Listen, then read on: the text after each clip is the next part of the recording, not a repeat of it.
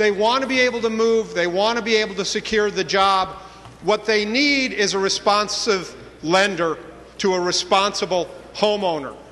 And what they find is when they find a buyer in a willing sale that's below the full value, the full cost of the mortgage, and they go to the lender and say, will you let us do a short sale? It's cheaper for you, Mr. Banker, than foreclosing. It's better for me because I get to pursue a job. It's better for the buyer because they get a home. It's better for the state because it builds a thriving economy. They're met by silence for weeks and months and months. And by the time the lender gets back to them with an answer, the buyer has gone away, the sale has blown up, and they're not able to move, and we're all hurt.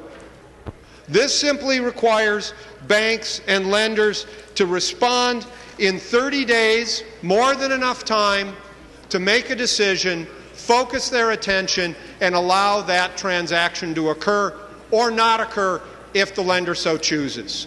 Well, members and Representative Davney, I appreciate the spirit behind the amendment.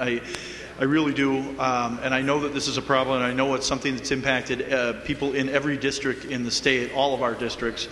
But I would urge members to vote no. I think that this is something that I think there are too many ways that this could be hard to manage once this is, if we pass this. How do banks do it? How do you make sure you're contacting the right person? I think there are too many moving parts to this. It is something where I think we should have a longer discussion on this, but I don't think the House floor is the place to do it. And while I respect the idea behind it, I would encourage members to vote no.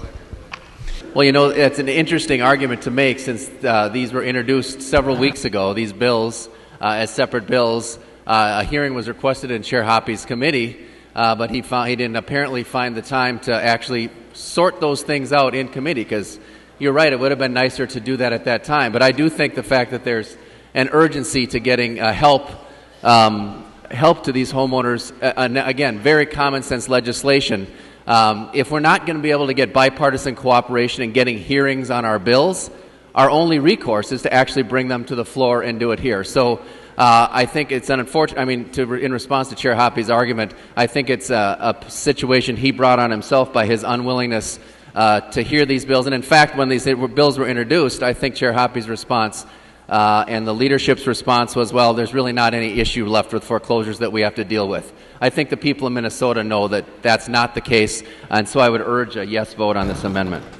There being 62 ayes and 71 nays, the amendment is not adopted.